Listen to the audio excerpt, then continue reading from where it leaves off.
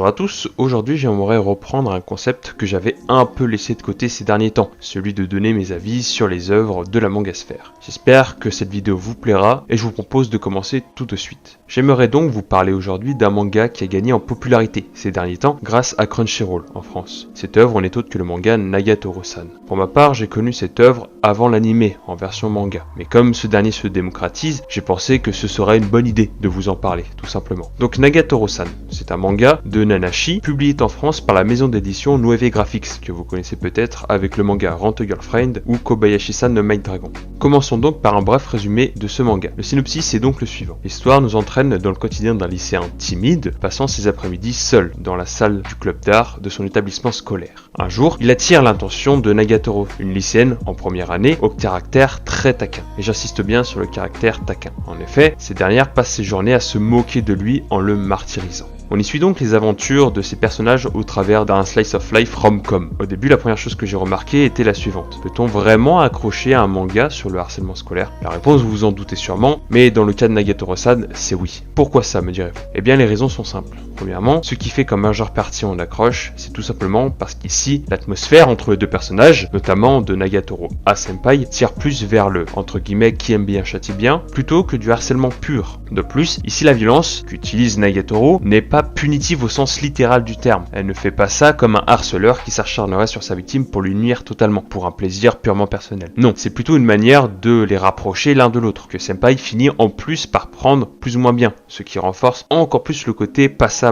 de ces événements. Mais une question subsiste toujours malgré tout ça. Pourquoi une relation qui semble si impossible marche si bien, que ce soit sur le plan relationnel ou amoureux? Eh bien en réalité, ça s'explique plutôt logiquement et simplement. Nagatoro aime les gens passionnés et pris de ce qu'ils font. D'ailleurs, c'est de là d'où vient son attirance principale pour Senpai et son désintéressement pour les autres garçons. Mais comme c'est une fille un peu populaire, un petit peu la fille qui est remarquée dans son lycée, et que Senpai, lui, de son côté, c'est un petit peu le gars sans intérêt que personne veut trop fréquenter, elle trouve tout simplement un moyen, au travers du harcèlement taquin, pour ne pas que ça se voit. On peut complètement conclure que c'est le qui aime bien châtie bien, mais dans un sens poussé à l'extrême, vous vous en doutez. Mais pour Senpai du coup, comment cela se fait-il que lui arrive à trouver de l'attirance envers sa bourreau? Eh bien, c'est tout simplement parce que c'est un gars un peu seul, sans vraiment d'expérience sociale avec le côté féminin, et ça se voit au travers de ses différentes expressions. Nagatoro, c'est un petit peu comme un rayon de soleil qui le sort de cette situation. Après, malheureusement pour lui, c'est une fille plutôt vicieuse qui le pousse au harcèlement. Mais vu qu'il n'a, entre guillemets, personne d'autre, il se rattache à ce qu'il peut avoir, tout simplement. C'est le même mal à l'aise, certes, et dans le cas dans lequel il est, le côté attiré que lui montre Nagatoro va forcément le laisser se rapprocher d'elle, si on prend en compte le fait qu'ils passent beaucoup de temps ensemble au travers des différents chapitres.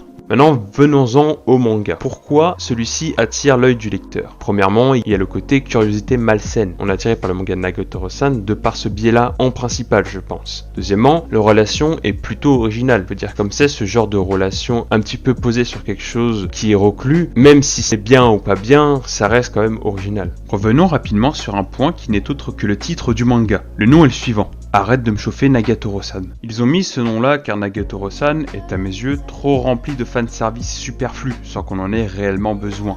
Je pense qu'il est très mal choisi, surtout quand on sait que en japonais et même en anglais, c'est plutôt arrête de jouer avec moi Nagatoro, quelque chose qui s'en rapproche. En France, on a cette notion de vouloir absolument mettre des noms qui sont pas forcément adaptés et je trouve que c'est pas quelque chose de bien finalement.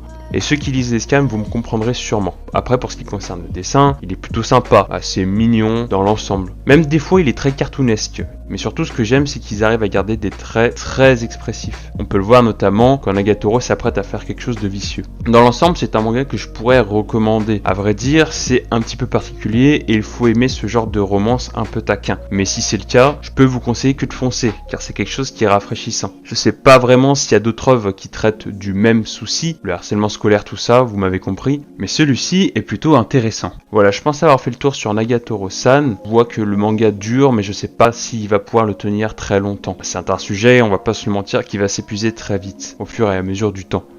Voilà, donc sur ce, moi j'espère que cette petite vidéo d'explication vous a plu. N'hésitez pas à commenter si jamais vous n'êtes pas d'accord ou si vous avez des questions. Le petit abonnement si c'est pas le cas. Sur ce, moi je vous remercie d'avoir écouté cette vidéo et vous dis à dimanche prochain. D'ici là, portez-vous bien. Ciao tout le monde.